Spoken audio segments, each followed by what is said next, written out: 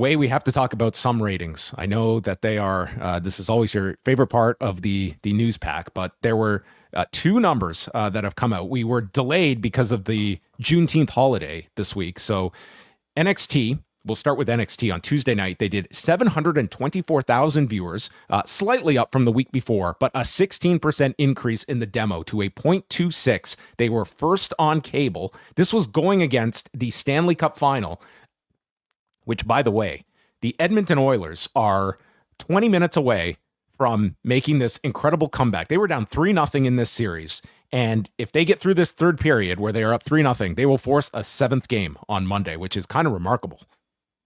What was the score before? They were down 3-0 in the series. And now Edmonton, they won the last two games, and we're now into the third period. They're up 3-0. So they're about to win 3 in a row against the Panthers to get a seventh game on Monday, which is insane. Like, that's going to be gigantic in Canada on Monday if they get a seventh game, unless they like Toronto Maple Leaf it here in the third period. When was the last time a Canadian team won the Stanley Cup? It would... well, you had Vancouver that went to the final. And that was the Riot. But the last one that won, was it the Montreal? Canadiens? The 93? No. Yeah, Calgary went to the final. They lost to Tampa. You had Vancouver that went to the final. They lost. It's probably Montreal in 93. Wow. Okay, interesting. 31 years since a Canadian team won the Stanley Cup, and that was when the Canadians beat the Kings in 93. So, okay. Interesting. Yeah. I mean, this is the one time that I might even watch this game. Game time. You know what? We could take Raw off. Let's review the hockey game. Yes. Yeah. Mm-hmm. So anyway, NXT did a tremendous number up against the Stanley Cup game. Did over 4.1 million viewers, and this was an excellent number for them, doing a 0.26. This was their highest 18 to 49 number since November of last year. So.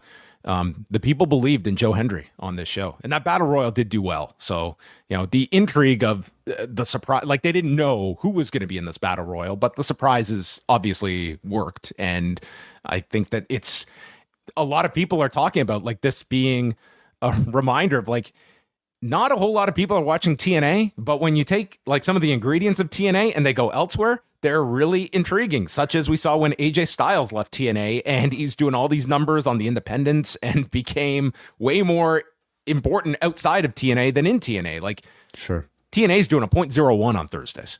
Yeah. I mean, I think so much of it is the platform, and I think more so the idea of WWE going outside of their own system to profile talents in pretty like respectable, prominent presentations, outside of their company. The idea of just outsiders coming into the WWE, it continues to be like a very novel concept, and clearly it's really paid off for them, between Jordan Grace, and I definitely see, like, I'm sure they're trying to think of ways of how they can continue all of this. And then that takes us to Wednesday night's edition of Dynamite, and this was a disaster. They did 502,000 viewers. Like many people, assume this was a mistake. It was not a mistake. And a 0.16 in the 18 to 49 demo. So they were down 26% in viewership, 26% down in viewership, 28% down in the key demo. So this was the lowest audience in the history of Dynamite, except for 2 episodes in 2021 that aired on a Friday night.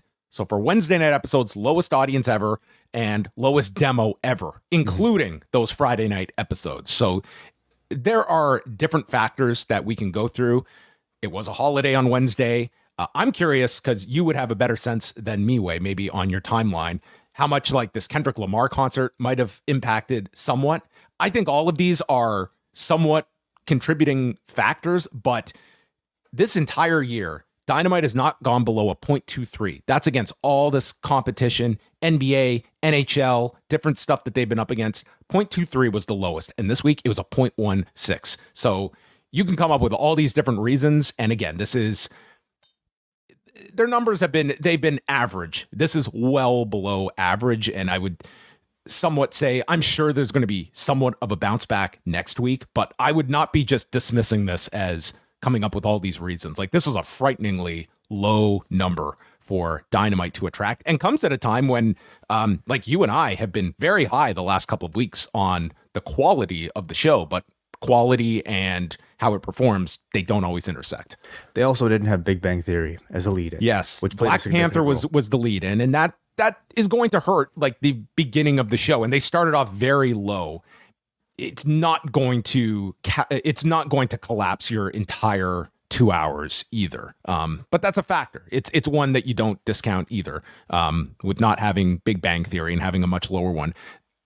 By this, they still did rank third on cable for the night. The College World Series did a 0.41, and then Expedition Unknown did a 0.18 on Discovery. So, this was a week where NXT not only was ahead in overall viewership and the demo, but NXT also had the tougher night too, with the Stanley Cup. And these decreases come a week after they were going against the NBA Finals. Like, this was supposed to be a bounce back week for AEW. Sure. Tell me how they fixed this in 30 seconds or less, and exactly what caused this. Joe Hendry should make an appearance on Dynamite. They should have gone after Joe Hendry at some point. I've been talking about this guy forever. I think that. I mean, is the sky falling? You know, like, do we celebrate a big rating for Dynamite as if, like, you know, the men, like, I don't know, things have been fixed? Whenever you're talking about ratings, we should be talking about trends and patterns, and not really reacting that big over one week occasions. If next week you're seeing a similar rating, then yes, it might be extra cause for concern. This is not good, and continues to perhaps highlight the trend of perception among audiences that NXT is moving up. WWE itself is very hot, and AEW not as much. But a 1 week rating, because of various reasons that I'm sure could be debated, I'm not ready to proclaim anything yet.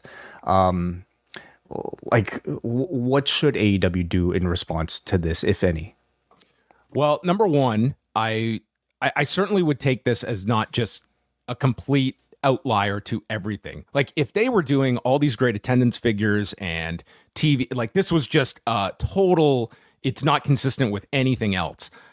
I think you can chalk some of that. I would still be like, again, it was just such a large drop. Like, if this was a 0.21, okay, I'd be very disappointed with that without the NBA.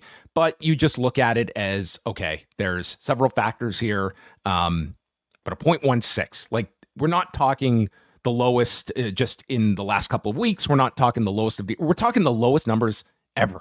Think of all the things Dynamite has aired again. Like, they were on the night of the January 6th, like, all of that coverage, and that beat this. Like, think of all the Thanksgiving Eves that they have. This was the lowest ever of all those Wednesday shows. So I would not just cover this up as just excuse making. That said, they're in a very difficult position, because when you are trying to turn things around, you do need a lot of patience, and television numbers are the antithesis of patience. It's like, every week you're focused on this, but you are in a contract year at the same time, where, I mean, it is a bit like you can't have negotiating at the moment. They're negotiating at the moment. And if you're already negotiating at the moment, I mean, how relevant one bad number this? Is not going to harm them, but you are looking at just overall, and you can look each week of where they were 6 months ago, 12 months ago, and there is a decline. There is also, you know, the realities of television being down, and their ranking continues to still be beyond respectable. Like, this is a number 2, number 3 show. On their worst week ever, they were still number 3 for the night, so that's worth keeping into consideration. One idea that I have said multiple times for this Forbidden Door pay-per-view that we have coming up, I can guarantee you that we have 10 matches on the card at the moment, and it's going to draw what it's going to draw.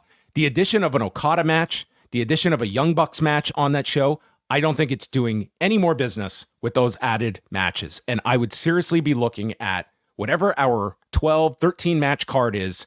It's 9 matches, and then we have 4 pay-per-view quality matches by our own standard, and those are spread out. I think it's a great thing that they don't have a pay-per-view in July, that they can build the blood and guts, and you can beef up some of your television with some of these, like, destination matches that don't all have to be put into your 5-hour pay-per-view window and spread them out. I don't think your pay-per-view will be hurt, and I think your television would be enhanced if would you have considered MJF versus Rouge, MJF's first match back from injury, as one of those matches? Yes, I would have. And that didn't play a big difference this week?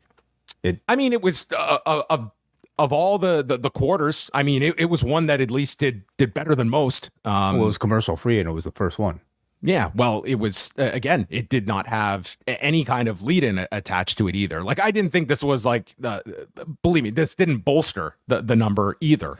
But again, my argument would not be, well, just give up on marquee matches on Dynamite. I would be doing the opposite. I don't think they are. And like, is it just, I don't know if an Ospreay or an Okada would be that difference maker either for AEW. I mean, they're still very new names, I think, to a mainstream audience that aren't very established yet. I would like to see AEW not panic over something like this and just kind of stay the course of delivering quality programming that satisfy their core base. And they're not going to dig up more security footage that they don't have when they do a bad number. Maybe they have. Like, they are pretty reactionary when it does come to some of this. Like, you have seen them be very reactionary. And this would be the ultimate test of whether this. But you want to find like stunts that last. That have a lasting effect, and clearly they got tons out of that. We're still living off the fumes of the security footage. Sure, that was monumental. Oh, we got a great Jack Perry bus as a result of it. That's true. Yeah. Yes.